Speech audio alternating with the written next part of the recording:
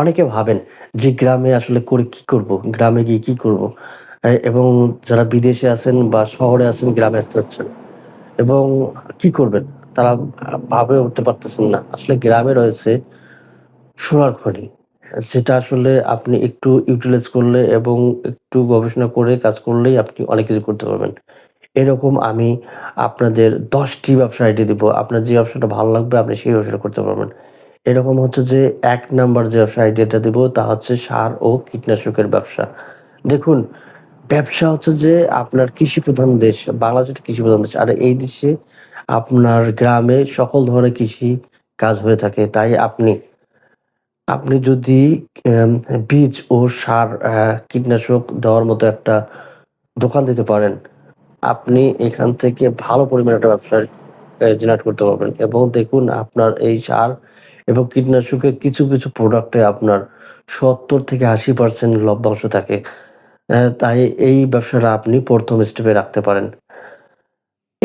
এই ব্যবসাটা করার জন্য আপনাকে একটা পেস্টিসাইড লাইসেন্স করতে হবে এবং বীজ এর সা বীজের জন্য আপনার আলাদা একটা লাইসেন্স করতে হবে। এবং আপনার গ্রামে একটা ট্রেড লাইসেন্স করলেই আপনি এই ব্যবসা করতে পারবেন। ২ নম্বর যে ব্যবসার কথা বলব তা হচ্ছে পরিবহন ব্যবসা। দেখুন, আপনাকে এই পরিবহন ব্যবসা বলতে হচ্ছে যে আপনি গ্রামে যে কৃষি চাষাবাদ হয় এরকম যে ফসল আনার জন্য এবং আপনার জমি চাষ করার জন্য যে ট্রাক্টর, আপনি এই ট্রাক্টর কয়েক লক্ষ টাকা ইনভেস্টমেন্ট করে আপনার একটা হিউজ পরিমাণ চাহিদা থাকবে। আপনার সারা বছর চাহিদা থাকবে।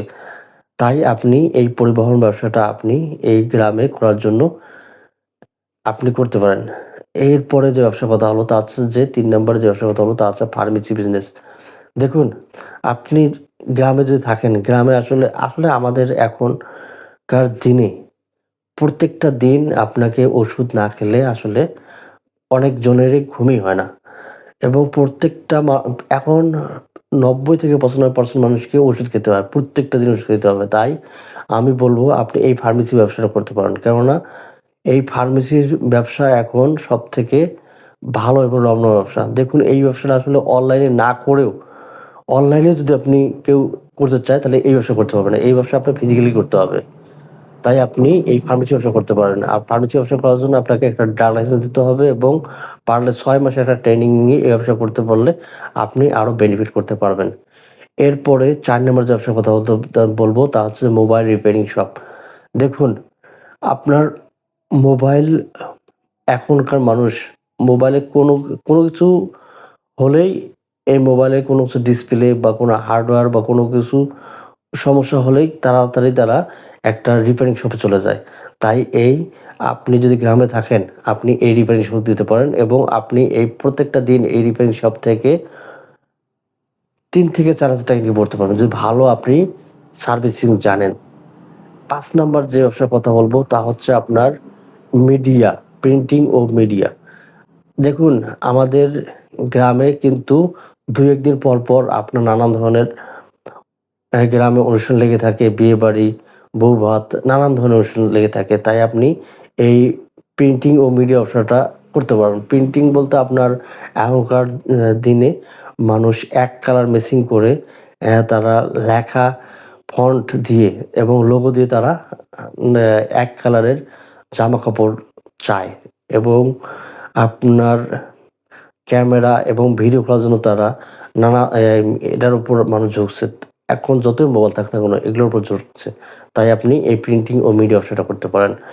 এরপরে যে ব্যবসার কথা বলবো তা হচ্ছে স্টেশনারি প্রোডাক্ট, স্টেশনারি ব্যবসা। আপনার বাসা যদি গ্রামেও থাকে আপনি বাড়ির পাশেই এই যদি স্কুল, কলেজ, মাদ্রাসা থাকে আপনি এই স্টেশনারি প্রোডাক্টের ব্যবসা খাতা, কলম, বই নানা ধরনের স্কুলের যে বাচ্চাদের ছাত্রছাত্রীদের সামগ্রী এগুলো নিয়ে আপনি ব্যবসা করতে পারেন। এরপরে যে কথা বলব তা হচ্ছে ফাস্টফুড ব্যবসা। দেখুন ফাস্টফুডের ব্যবসা আসলে জমজমাট চলতেছে। এখনকার বাচ্চা-কাচ্চারা, এখনকার মানুষজনরা ফাস্টফুডের উপর ঝুঁকছে। তারা বিকেল হলেই নানান ধরনের ফাস্টফুডের উপর তারা অ্যাডিক্টেড। মানে হচ্ছে যে আপনার অ্যাডিক্টেড বললে ভুল হবে। আসলে নেশার দ্রব্য মনে হয়। তারা আসলে বিকেলবেলা হলেই তারা এই নানা ধরনের নাস্তার উপর তারা ঝুঁকতেছে। তাই আপনি এই ফাস্টফুডের ব্যবসাটা দিতে পারেন। এরপরে যে কথা বলবো তা হচ্ছে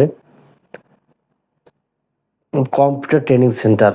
দেখুন, এই 2026 সাল এসে এখন মানুষ যতই মোবাইল থাক না কেন তারা কম্পিউটারের যেকোনো কাজ কম্পিউটারের উপর নির্ভরশীল। আপনার যত ধরনের কাজ আছে এখন সব কম্পিউটারের উপর নির্ভরশীল হয়ে গেছে। আপনি এই কম্পিউটার যে ট্রেনিং সেন্টার এটা আপনি নানা ধরনের freelancing course, digital marketing, video editing, তারপর হচ্ছে আপনার গ্রাফিক্স ডিজাইন এগুলো শিখে আপনি একটা ট্রেনিং সেন্টার দিতে পারেন। এরপরে যে ৮ নাম্বার যে ব্যবসার কথা বলবো তা হচ্ছে সাইবার ক্যাফে। দেখুন, আপনি যদি গ্রামে থাকেন তারপরেও কিন্তু এই ব্যবসা এখন খুব ভালো চলতেছে।